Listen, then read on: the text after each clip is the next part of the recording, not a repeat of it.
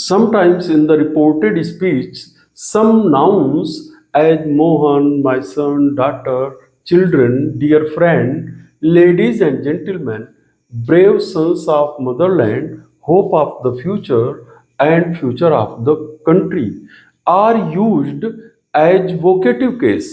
Vocative case is also called the terms of address, यानी जो संबोधन वाला जो शब्द होता है वो संबोधन वाला शब्द हम रिपोर्टेड स्पीच में लिखते हैं और उसके पश्चात कामा का अथवा एक्सक्लेमेटरी मार्क लगाते हैं। उसी को टर्म्स ऑफ एड्रेस भी कहा जाता है और उसी को वोकेटिव केस का भी नाम दिया जाता है। तो जब हम इसको ऐसे सेंटेंसेस को डायरेक्ट से इनडायरेक्ट में बदलते हैं तो रिपोर्टिंग वर्ब जो होती है उस रिपोर्टिंग वर्ब को हम टोल्ड में भी बदल सकते हैं, एड्रेस्ड में भी बदल सकते हैं, अथवा हम फ्रेज के रूप में इसको addressing plus object plus as plus noun reporting speech से पहले भी लगा सकते हैं। यानी जब अगर हम फ्रेज के रूप में इसको कहें तो एड्रेसिंग के साथ जिसको कहा गया है उस ऑब्जेक्ट को लगा देंगे और उसके पश्चात उसका एज लगा करके जिसको कहा गया है जिस नाउन को उसके रूप में लिख देते हैं। तो इसका जो उदाहरण है वो ऐसे है, as the leader said,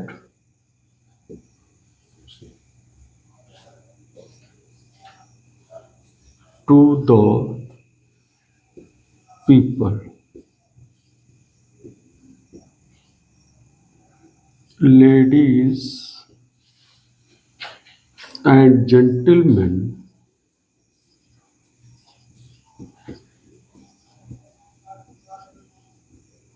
I am pleased with you.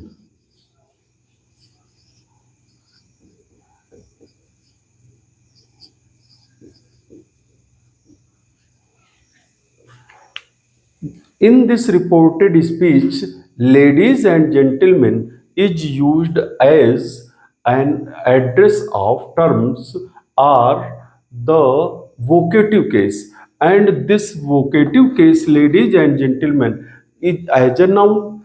Then we use the phrase addressing, addressing से इसको हम बनाएंगे, addressing। अब एड्रेस किया किसको है, पीपल को किया है, addressing the people as ladies and gentlemen, comma the leader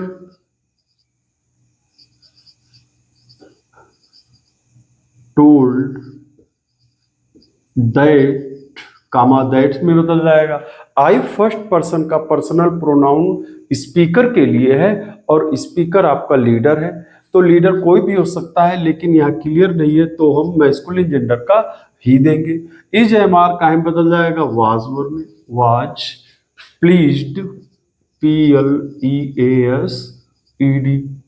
with them, full stop. अब इस सेंटेंस में लेडीज और जेंटलमैन इसको addressing the people as ladies and gentleman कह करके तब reporting speech the leader told ये कहा गया। अगर हम इसको ऐसे न कहते तो ये यहां पर सेट नहीं हो सकता था। इसी का दूसरा उदाहरण है,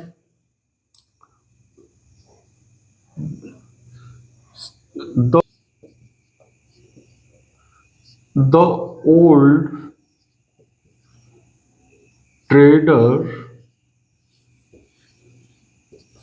said, comma inverted commas, my sons, comma,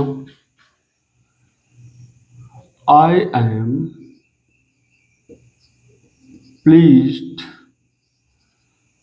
with you because you have shown the true wisdom.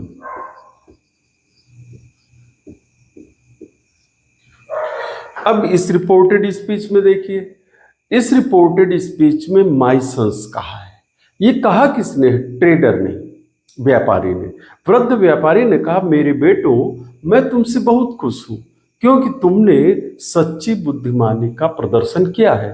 तो इसको हम सेड को यहाँ पर टोल्ड भी कह सकते हैं, और अगर सेड को सीधे कहना चाहें तो एड्रेस्ड भी कह सकते हैं। As the old trader addressed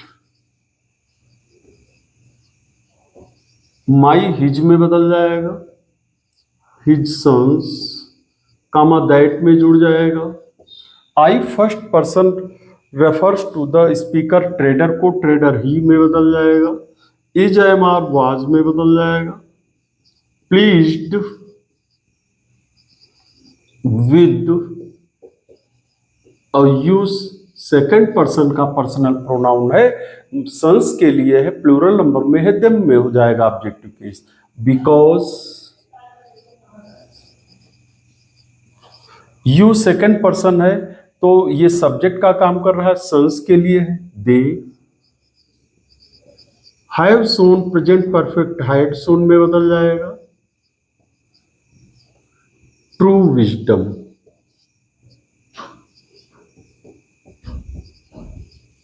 full stop. It means if there is the terms of address, then the reporting verb is changed into told, addressed, or with the phrase addressing plus object plus as plus noun. इस तरीके से हम इसको change कर सकते हैं। इसी तरह से कुछ और सेंटेंसेस हैं जिन सेंटेंसेस में कैसे चेंज करेंगे, देखो। यदि रिपोर्टेड स्पीच का सेंटेंस इंट्रोगेटिव फॉर्म में हो और स्टार्ट हो हेल्पिंग वर्ब से, हेल्पिंग वर्ब से स्टार्ट होने के बाद उसका जो आंसर दिया हो वो यस आर नो में है। When the reported speech is in interrogative form started with the helping verb and its answer is in yes or no, यानी उसका जो आंसर है वो यस में हो अथवा नो में हो, then the latter reporting verb is changed as followed. ध्यान दो, रिपोर्टिंग वर्ब सेड को इन केस ऑफ यस, जब यस में उसका आंसर आएगा तो हम रिप्लाइड इन द अफर्मेटिव कह देंगे, और यदि रिपोर्टिंग वर्ब का आंसर नो में आएगा तो हम उसको रिप्लाइड इन द निगेटिव कह देते हैं। लेकिन ये replied in the affirmative, replied in the negative बहुत सूटेबल और बहुत खूबसूरत नहीं समझा जाता, तो इसकी प्लेस में, यानी इस in place of affirmative we can use accepted और agreed, and in place of negative we can use denied, refused और disagreed. As he said to me, comma inverted commas, did you write this article?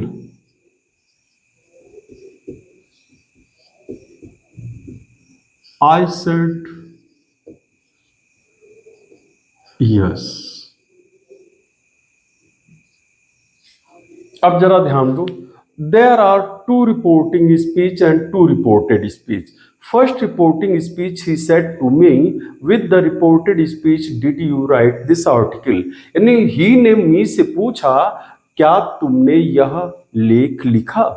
उसका answer I ने उत्तर दिया yes, तो ये चूंकि sentence आपका जो फार्मर सेंटेंस है, जो पहले वाला रिपोर्टेड स्पीच है, ये reported speech helping verb did से स्टार्ट है। तो डिड से स्टार्ट वाला, हेल्पिंग वर्ब से स्टार्ट होने वाला रिपोर्टेड स्पीच का आंसर आई ने काहे में दिया? यस में दिया। तो इसको तो हम एज इट इज बदलेंगे ही, जैसे इंट्रागेटिव सेंटेंस को हम डायरेक्ट टू इनडायरेक्ट चेंज करते हैं। तो क्या कहेंगे? He asked me, comma if और वेदर में चेंज हो जाएगा। डिड यू के बाद जाएगा, यू सेकंड पर्सन का पर्सनल प्रोनाउन मी के लिए है, आई में चेंज हो जाएगा। Did write, past indefinite tense past perfect में बदल जाएगा, because the reporting verb is also in the past. Had written, this that में चेंज हो जाएगा। आर्टिकल, अब ये फुल स्टॉप लग गया। यहां पर जो आई सेड यस कहा है, तो इसको हम ये कह सकते हैं, I replied in the affirmative.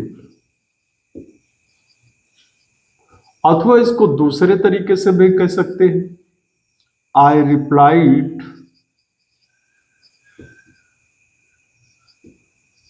That I had written. इसको इस तरह से भी कह सकते हैं। यानी यदि पूरा लिखा जाए वैसे तो I replied in the affirmative, यानी इसका जो ये सेंटेंस जो क्वेश्चन पूछ रहा है, उस क्वेश्चन को वो डिटो कर रहा है यस में कह करके, तो I replied in the affirmative कह देंगे। अगर इसको और भी लिखना हो तो I replied that I had written, यानी मैंने लिखा था। इसी तरह से दूसरा जो क्वेश्चन है, अगर नो में आ जाए, as she said to me, do you know how to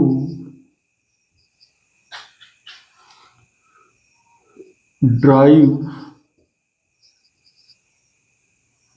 car? I said no। ये जो सेंटेंस है, इस सेंटेंस में भी रिपोर्टिंग स्पीच आपकी है she said to me. Inverted commas में आपका रिपोर्टेड स्पीच है do you know how to drive car, यानी क्या तुम कार चलाना जानते हो। The reported speech of the former sentence is start with the helping verb do and its answer in negative form. तो इसको कैसे बनाएंगे? बिल्कुल ऊपर वाले सेंटेंस की तरह, she asked me. If you second person सुनने वाले के लिए होता, ऑडियंस के लिए, ऑडियंस आपका मी है, आई में बदल जाएगा। डू नो प्रेजेंट इंडेफिनिट का में बदल जाएगा पास्ट इंडेफिनिट। तो डिड का प्रयोग इसलिए नहीं किया जाएगा क्योंकि असर्टिव अफर्मेटिव हो रहा है, तो नो की second form new. How to drive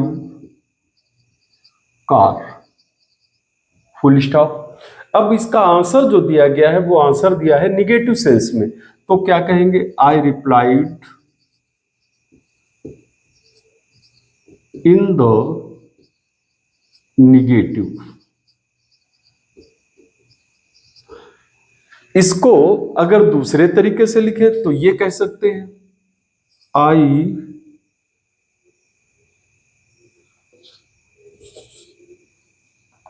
she asked me if I knew how to drive car, then I replied that I did not know। अर्थात ये जो दूसरा तरीका है, आई रिप्लाइड के साथ जो दैट क्लास आएगा वो निगेटिव के साथ आएगा, तो हेल्पिंग वर्ब प्लस नॉट और फर्स्ट फॉर्म की मेन वर्ब आ जाएगी। अथवा इसमें अगर अफर्मेटिव होगा तो आई के साथ यानी सब्जेक्ट के साथ और रिप्लाइड के लग करके दैट जुड़ जाएगा, और दैट जुड़ने के पश्चात इसमें क्या लग जाएगा कि आपको क्या कहना था, क्या आपने उत्तर दिया था, क्या आपने डिटो किया था, तो उसके साथ हेल्पिंग वर्ब लग करके उसी के अनुसार मेन वर्ब जो आपकी मुख्य क्रिया होती है, जो फुल कंप्लीट वर्ब होती है, उसको उस टेंस के अनुसार फॉर्म में लिख देते हैं। तो यदि अफर्मेटिव में है, यस में है, तो आप कह सकते हो that I replied in the affirmative, और I replied that I had written, यानी ये पास्ट में है इसलिए दैट के आगे वाला पास्ट परफेक्ट भी हो गया, और इसमें केवल पास्ट में है इसलिए दैट के आगे निगेटिव सेंस में डिड नॉट लग करके फर्स्ट फॉर्म आ गया। तो ये तरीका आपका जो हेल्पिंग वर्ब से स्टार्ट होने वाले सेंटेंस क्वेश्चन वाले होंगे, उनका जो यस और नो का निगेटिव या अफर्मेटिव का आंसर होगा वो इस तरह से बदला जाएगा।